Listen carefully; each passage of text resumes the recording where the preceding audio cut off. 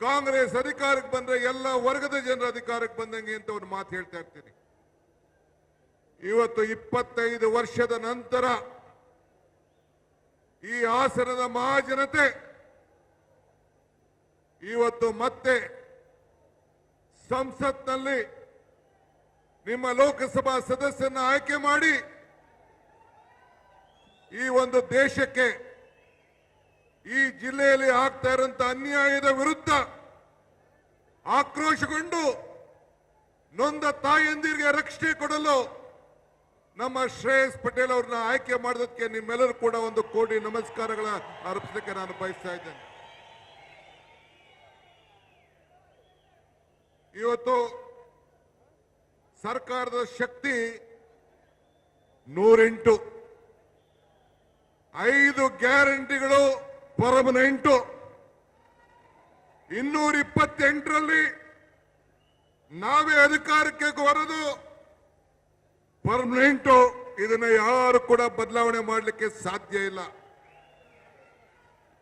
JDS ಮತ್ತು ಬಿಜೆಪಿಯ ಸುಳ್ಳು ಮಾಲೆಗಳು ಈಗಾಗಲೇ ಸಂಡೂರು, ಶಿಗ್ಗಾವಿ ಮತ್ತು ಚನ್ನಪಟ್ಟಣದಲ್ಲಿ ಉತ್ತರವನ್ನು ಕೊಟ್ಟು 5 ಗ್ಯಾರಂಟಿಗಳು ಸೇರಿ ಅದಕ್ಕೆ ಉತ್ತರವನ್ನು ಕೊಟ್ಟಿದೆ ಅನ್ನೋದನ್ನ ನಾನೇನು ಹೇಳಬೇಕಾದಿಲ್ಲ.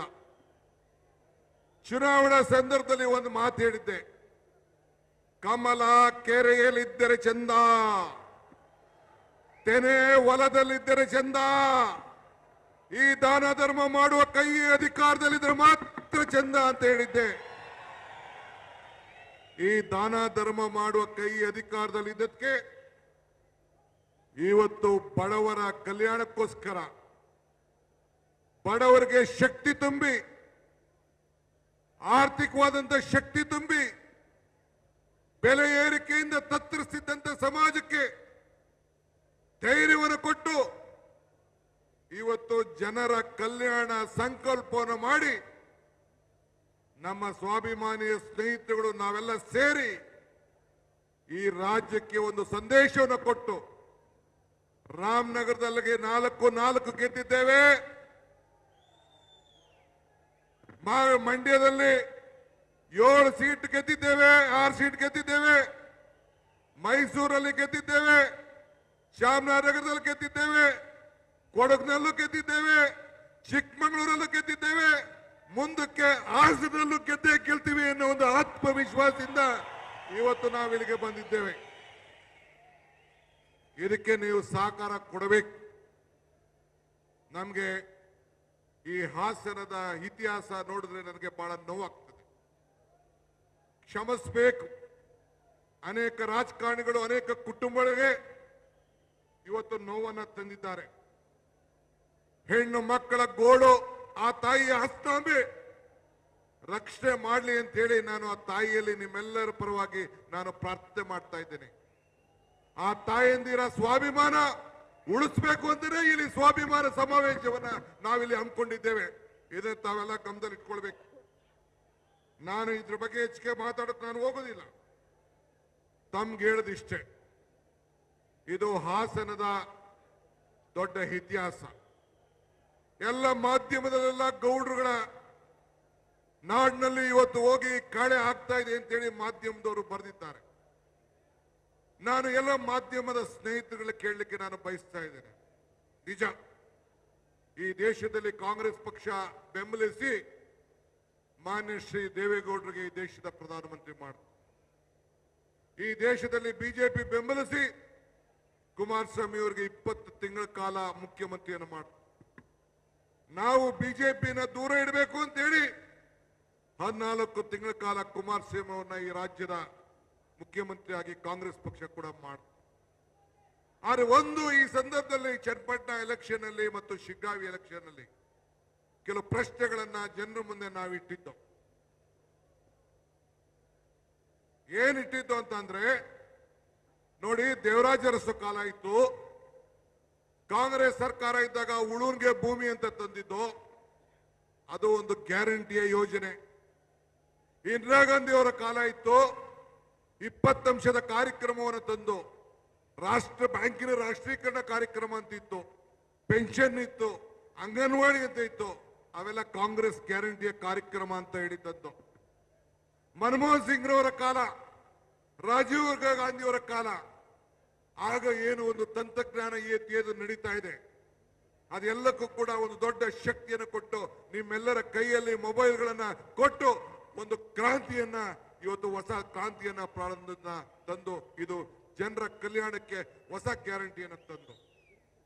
ಮನಮೋಹನ್ ಸಿಂಗ್ ಅವರ ಕಾಲದಲ್ಲಿ, ಸೋನಿಯಾ ಗಾಂಧಿ ಅವರ ನಾಯಕತ್ವದಲ್ಲಿ ಇವತ್ತು ಆಹಾರ ಬದ್ಧತೆ ಕಾಯ್ದೆ ತೆಗೆದುಕೊಂಡು ಬಂದು, ವಿದ್ಯಾ ಕ್ಷೇತ್ರದಲ್ಲಿ ಎಲ್ಲರಿಗೂ ಕೂಡ ವಿದ್ಯೆಯನ್ನು ಕೊಡಬೇಕು ಅಂತೇಳಿ ಕಾಯ್ದೆಯನ್ನು ತೆಗೆದುಕೊಂಡು ಬಂದು, ಆಹಾರ ಬದ್ಧತೆ ಕಾಯ್ದೆ, ವಿದ್ಯಾ ಕ್ಷೇತ್ರದಲ್ಲಿ ಕಾಯ್ದೆ, ಎಲ್ಲರಿಗೂ ವಿದ್ಯಾ ಹಕ್ಕು ಮತ್ತು ಇವತ್ತು ಉದ್ಯೋಗ ಖಾತ್ರಿ ಯೋಜನೆಯನ್ನು ತೆಗೆದುಕೊಂಡು ಬಂದು ಉದ್ಯೋಗ ಗ್ಯಾರಂಟಿ ಯೋಜನೆ ತೆಗೆದುಕೊಂಡು ಬಂದು.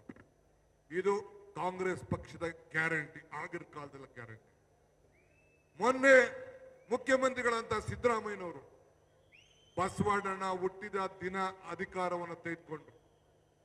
2013ರಲ್ಲಿ ತೆಗೆದುಕೊಂಡಂತ ಮೊದಲನೇ ದಿನ ಆಹಾರ ಬದ್ಧತೆ ಕಾಯ್ದೆಯನ್ನು ಗಮನದಲ್ಲಿಟ್ಕೊಂಡು ಎಲ್ಲರಿಗೂ ಕೂಡ ಅನ್ನ ಭಾಗ್ಯವನ್ನ ಕೊಟ್ಟದ್ದನ್ನ ಯಾರು ಕೂಡ ಮರೆಯಲಿಕ್ಕೆ ಸಾಧ್ಯ ಇಲ್ಲ.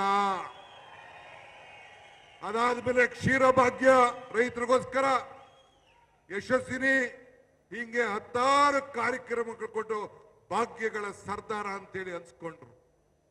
ಎಸ್.ಎಂ. ಕೃಷ್ಣರವರು ಮುಖ್ಯಮಂತ್ರಿ ಆಗಿದ್ರು ಕಾಂಗ್ರೆಸ್ನಿಂದ, ವೀರಪ್ಪ ಮೊಯ್ಲಿ ಮುಖ್ಯಮಂತ್ರಿ ಆಗಿದ್ರು, ಸಿಟಿ ತೆಗೆದುಕೊಂಡು ಬಂದ್ರು.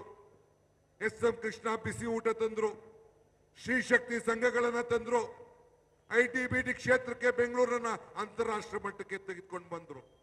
ಇದೆಲ್ಲ ಸಾಧನೆಗಳು. ಅದಾದ್ಮೇಲೆ ಸಿದ್ದರಾಮಯ್ಯನವರ ಮುಖಂಡತ್ವ, ನನ್ನ ಅಧ್ಯಕ್ಷತೆಯಲ್ಲಿ ಕಾಂಗ್ರೆಸ್ ಸರ್ಕಾರ ಬಂತು. ಈ 5 ಗ್ಯಾರಂಟಿಗಳನ್ನು ತಂದು ಕೊಟ್ಟಿದ್ದೇವೆ.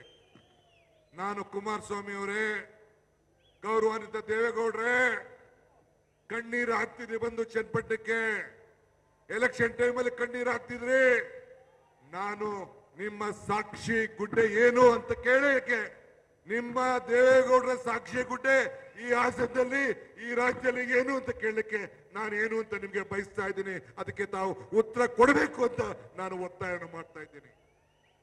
ನಾನು ಬೇರೆ ನಿಮ್ಮ ಸಂಸತ್ ಸದಸ್ಯರ ಬಗ್ಗೆ, ಮಾಜಿ ಸಂಸದರ ಬಗ್ಗೆ ನಾನು ಮಾತಾಡೋದಿಲ್ಲ. ಆ ಸಾಕ್ಷಿ ಗುಡ್ಡೆ ಬಗ್ಗೆ ನಾನು ಚರ್ಚೆ ಮಾಡಕ್ ಹೋಗುದಿಲ್ಲ, ಅಸಹ್ಯ ಆಗ್ತದೆ. ಆದ್ರೆ ನೀವು ಮಾಡಿದಂತ ಸಾಧನೆ ಗ್ಯಾರಂಟಿ ಏನು, ಅದಕ್ಕೆ ಇವತ್ತು ಈ ಜನ ಕಲ್ಯಾಣ ಕಾರ್ಯಕ್ರಮದಲ್ಲಿ, ಜನ ಕಲ್ಯಾಣ ಸಮಾವೇಶದಲ್ಲಿ ನಮ್ಮ ಕಾಂಗ್ರೆಸ್ ಪಕ್ಷದ ಇತಿಹಾಸ, ಕಾಂಗ್ರೆಸ್ ಪಕ್ಷದ ಶಕ್ತಿ, ಕಾಂಗ್ರೆಸ್ ಪಕ್ಷದ ಕಾರ್ಯಕ್ರಮ, ಇದನ್ನ ತಮ್ಮೆಲ್ಲರೂ ಕೂಡ ಚರ್ಚೆ ಮಾಡಲಿಕ್ಕೆ ನಾವೆಲ್ಲ ಇಲ್ಲಿಗೆ ಬಂದಿದ್ದೇವೆ. ಇವತ್ತು ಈ ದೇಶದಲ್ಲಿ ಇವತ್ತು ತಾವೆಲ್ಲ ಗಮನಿಸಿದ್ದೀರಿ, ನಾವು ಬದುಕಿನ ಮೇಲೆ ರಾಜಕಾರಣವನ್ನು ನಾವು ಮಾಡ್ತಾ ಇದ್ದೇವೆ. ನಾವು ಯಾವತ್ತೂ ಕೂಡ ಭಾವನೆ ಮೇಲೆ ನಾವು ರಾಜಕಾರಣ ಮಾಡುವುದಿಲ್ಲ, ಭಾವನೆ ಮೇಲೆ ರಾಜಕಾರಣ ಮಾಡುವುದಿಲ್ಲ, ಧರ್ಮಗಳ ಮೇಲೆ ರಾಜಕಾರಣ ಮಾಡುವುದಿಲ್ಲ. ನಿಮ್ಮೆಲ್ಲರ ಬದುಕಿನ ಮೇಲೆ ನಾವು ರಾಜಕಾರಣ ಮಾಡ್ತೇವೆ. ನಮ್ಮ ಅಧಿಕಾರ ಇವತ್ತೇನಿದೆಯಲ್ಲ, ಇದು ನಶ್ವರ. ಆದರೆ ನಮ್ಮ ಸಾಧನೆಗಳು, ಕಾಂಗ್ರೆಸ್ ಪಕ್ಷದ ಸಾಧನೆಗಳು ಅಜಾಮರ. ನಾವೆಷ್ಟೇ ಅಧಿಕಾರದಲ್ಲಿದ್ರು ಕೂಡ, ಏನೇ ಸಾಧನೆ ಮಾಡಿದ್ರು ಕೂಡ, ಕೊನೆಗೆ ಮತದಾರನ್ನೇ ಈಶ್ವರ ಅಂತೇಳಿ ನಿಮ್ಮಲ್ಲಿ ನಂಬಿ ನಿಮ್ಗೆಲ್ಲ ಕೃತಜ್ಞತೆಯನ್ನು ಸಲ್ಲಿಸಬೇಕು ಅಂತೇಳಿ ನಿಮ್ಮ ಮುಂದೆ ನಾವಿಲ್ಲಿ ಕೂತಿದ್ದೇವೆ. ಇದು ಜನ ಕಲ್ಯಾಣ, ಕೇವಲ ಜನ ಕಲ್ಯಾಣದ ಸಮಾವೇಶ ಮಾತ್ರ ಅಲ್ಲ, ಇದು ಗ್ಯಾರಂಟಿಗಳ ಗೆಲುವಿನ ನಂಬಿಕೆಯ ಸಮಾವೇಶ ಅಂತ ಹೇಳಲಿಕ್ಕೆ ನನಗೆ ಬಹಳ ಸಂತೋಷ ಆಗ್ತದೆ. ಆದ್ರಿಂದ ನಾನು ಕೇಳೋದಿಷ್ಟೇ, ಇವತ್ತು ಬಿಜೆಪಿಯ ನಮ್ಮ ವಿರೋಧ ಪಕ್ಷದ ನಾಯಕ, ಬಿಜೆಪಿಯ ವಿರೋಧ ಪಕ್ಷದ ನಾಯಕರು, ಅಧ್ಯಕ್ಷರು ನಮ್ಮ ವಿಜೇಂದ್ರ ಇಬ್ರು ಸೇರಿ ನಿಮ್ಮ ಕುತಂತ್ರ, ಅವರಿಬ್ರಿಗೆ ಹೇಳಲಿಕ್ಕೆ ನಾನು ಬಯಸ್ತಾ ಇದ್ದೇನೆ, ನಿಮ್ಮ ತಂತ್ರ ಕುತಂತ್ರ ನಡೀಲಿಲ್ಲ. ನಿಮ್ಮ ಕುತಂತ್ರಕ್ಕೆ ಕಾಂಗ್ರೆಸ್ ಜನತಂತ್ರ, ಜನಶಕ್ತಿ ಈಗಾಗಲೇ ಉತ್ತರವನ್ನ ಕೊಟ್ಟಿದೆ. ಬರೀ ಚನ್ನಪಟ್ಟಣ ಒಂದೇ ಅಲ್ಲ, ಕಲ್ಯಾಣ ಕರ್ನಾಟಕದ ಸಂಡೂರಿನಲ್ಲಿ ಉತ್ತರ ಕೊಟ್ಟಿದೆ. ಮತ್ತೊಬ್ಬ ಮುಖ್ಯಮಂತ್ರಿ ಮಗ ಬೊಮ್ಮಾಯಿಯವರ ಸುಪುತ್ರರಿಗೆ, ನಿಮ್ಮ ಬಿಜೆಪಿಗೆ ಅಲ್ಲಿ ಶಿಗ್ಗಾಂವ್ನಲ್ಲಿ ಉತ್ತರ ಕೊಟ್ಟಿದೆ. ತಂದೆ ತಾತ ಪ್ರಧಾನಮಂತ್ರಿ, ಮಗ ಮುಖ್ಯಮಂತ್ರಿ. ನಿಮ್ಮ ಕ್ಷೇತ್ರದಲ್ಲೇ ಇವತ್ತು ಚನ್ನಪಟ್ಟಣದಲ್ಲಿ ಜನ ನಿಮ್ಮನ್ನ ಒಪ್ಪಿಲ್ಲ. ಈ ರಾಜ್ಯದಲ್ಲಿ ಮತ್ತೆ ಒಪ್ಪಲಿಕ್ಕೆ ಸಾಧ್ಯ ಇಲ್ಲ. ಚುನಾವಣಾ ಸಂದರ್ಭದಲ್ಲಿ ಕುಮಾರಸ್ವಾಮಿ, ದೇವೇಗೌಡರು ಬಂದು ಏನ್ ಹೇಳಿದ್ರು? ಈ ಸರ್ಕಾರನ 6 ತಿಂಗಳಲ್ಲಿ ಕಿತ್ತಾಕ್ಬಿಡ್ತೀನಿ ಅಂತ ಹೇಳಿದ್ರು.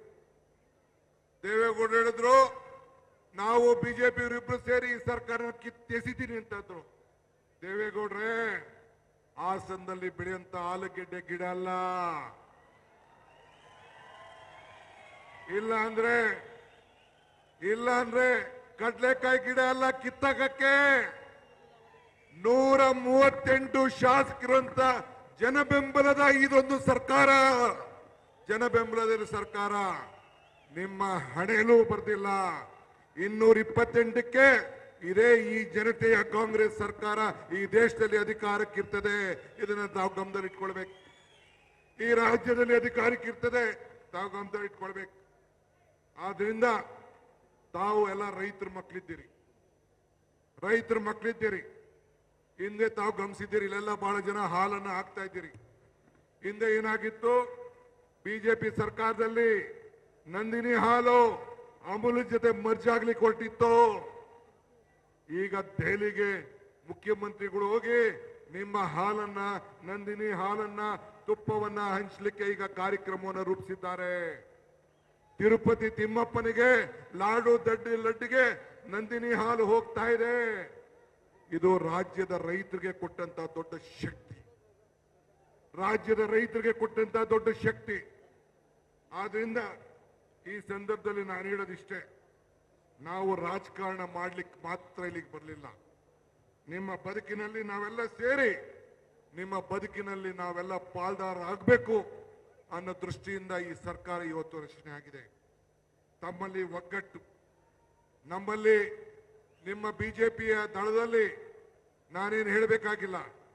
ನಿಮ್ಮಲ್ಲಿ ಒಗ್ಗಟ್ಟು, ನಿಮ್ಮಲ್ಲಿದೆ ಒಗ್ಗಟ್ಟು,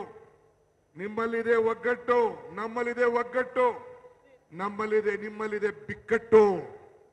ನಾವು ವಚನ ಪಾಲಕರು, ನಾವು ವಚನ ಭ್ರಷ್ಟರಲ್ಲ. ನಾವು ಇದು ತಾವು ಗಮನದಲ್ಲಿ ಇಟ್ಕೊಳ್ಬೇಕು. ಇದರಿಂದ ಈ ಸಂದರ್ಭದಲ್ಲಿ ತಮಗೆ, ಈ ದೇಶಕ್ಕೆ ಕಾಂಗ್ರೆಸ್ ಪಕ್ಷ ಬಲಿಷ್ಠವಾಗಿ ಇದ್ರೆ ಮಾತ್ರ ಈ ದೇಶವನ್ನು ಉಳಿಸಲಿಕ್ಕೆ ಸಾಧ್ಯ. ಆದ್ರಿಂದ ಇವತ್ತು ರಾಷ್ಟ್ರ ಮಟ್ಟದಲ್ಲೂ ಕೂಡ ಜನ ಕಳೆದ ಲೋಕಸಭಾ ಚುನಾವಣೆಯಲ್ಲಿ 243 ಸೀಟು ಇಂಡಿಯಾ ಒಕ್ಕೂಟಕ್ಕೆ ಕೊಟ್ಟು, ಮುಂದಿನ ದಿನಗಳಲ್ಲಿ ಈ ದೇಶಕ್ಕೆ ಕಾಂಗ್ರೆಸ್ ಪಕ್ಷದಿಂದ ಮಾತ್ರ ಸಾಧ್ಯ ಅನ್ನೋ ಒಂದು ಸಂದೇಶವನ್ನ ಇವತ್ತು ಕಳಿಸ್ಕೊಟ್ಟಿದ್ದಾರೆ. ಬಂಧುಗಳೇ, ಸಿದ್ದರಾಮಯ್ಯ ನೇತೃತ್ವದ ಸರ್ಕಾರ ನಾವೇನು ಮಾತು ಕೊಟ್ಟಿದ್ದೇವೆ ಆ ಮಾತನ್ನ ಈ ಸಂದರ್ಭದಲ್ಲಿ ನಾವು ಉಳಿಸ್ಕೊಂಡಿದ್ದೇವೆ.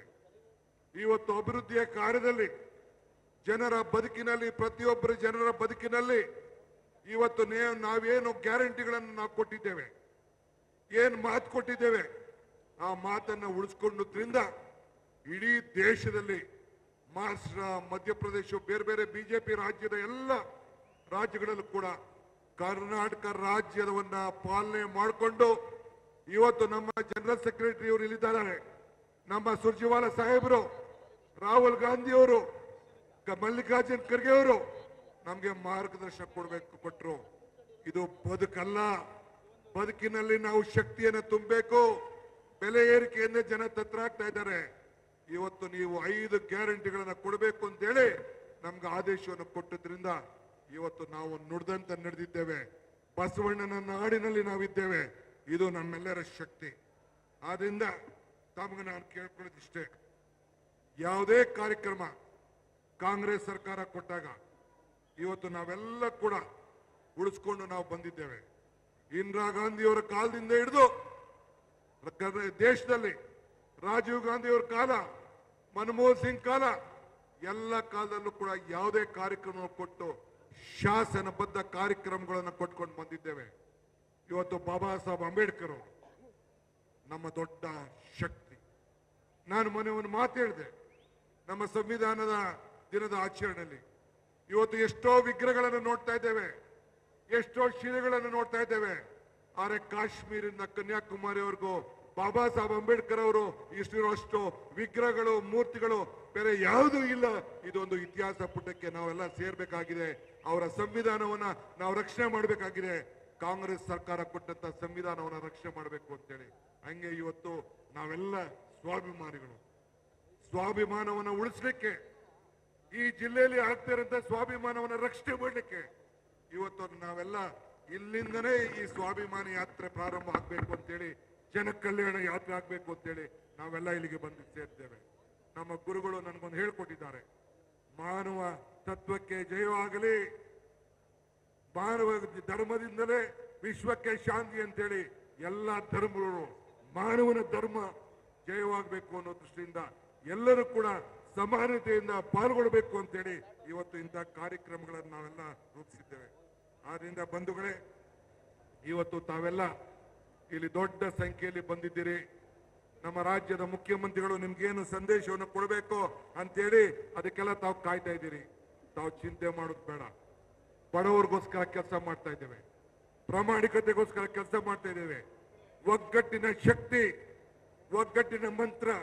ಈ 5 ಬೆರಳು ಹೆಂಗೆ ಸೇರಿದ್ರೆ ಕೈ ಮುಷ್ಟಿ ಆಯ್ತು, 5 ಗ್ಯಾರಂಟಿ ಸೇರಿ ಈ ಕೈ ಹೆಂಗ್ ಗಟ್ಟಿ ಆಯ್ತು, ಹಂಗೆ ನಮ್ಮ ಸಂಪುಟದ ಎಲ್ಲ ಮಂತ್ರಿಗಳು, ಶಾಸಕರು ಎಲ್ಲ ಸೇರಿ ಒಗ್ಗಟ್ಟಿನಿಂದ ಅವರ ನಾಯಕತ್ವದಲ್ಲಿ ಈ ರಾಜ್ಯದ ಸೇವೆಯನ್ನು ಮಾಡಿ ನಿಮ್ಮ ಋಣವನ್ನು ತೀರಿಸುವಂತ ಕೆಲಸವನ್ನು ನಾವು ಮಾಡ್ತೇವೆ ಅನ್ನೋ ಮಾತನ್ನ ಈ ಸಂದರ್ಭದಲ್ಲಿ ಹೇಳಿ, ಇನ್ನ ನನಗೆ ಒಂದು ಆಸೆ, ನೀವು ನೆಕ್ಸ್ಟ್ ಎಲೆಕ್ಷನ್ ಅಲ್ಲಿ ಸಂಸತ್ ಸದಸ್ಯರೊಬ್ಬರನ್ನೇ ಗೆಲ್ಸೋದಲ್ಲ, ಶಿವಲಿಂಗೇಗೌಡರನ್ನೊಬ್ಬರನ್ನೇ ಗೆಲ್ಸೋದಲ್ಲ.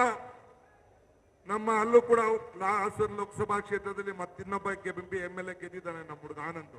ಅದಲ್ಲ, ಇನ್ ಮುಂದಕ್ಕೆ ಇಲ್ಲಿರುವಂತ ಎಲ್ಲ 6 ಕ್ಷೇತ್ರದಲ್ಲೂ ಕೂಡ 7 ಕ್ಷೇತ್ರದಲ್ಲೂ ಕೂಡ ಕಾಂಗ್ರೆಸ್ ಅಭ್ಯರ್ಥಿಗಳನ್ನು ಗೆಲ್ಲಿಸಿ ವಿಧಾನಸೌಧಕ್ಕೆ ಕಳಿಸ್ಕೊಡ್ಬೇಕು ಅಂತ ಹೇಳ್ತಾ ಪ್ರಾರ್ಥಿಸಿ ನನ್ನ ಮಾತನ್ನು ಮುಗಿಸ್ತೇನೆ.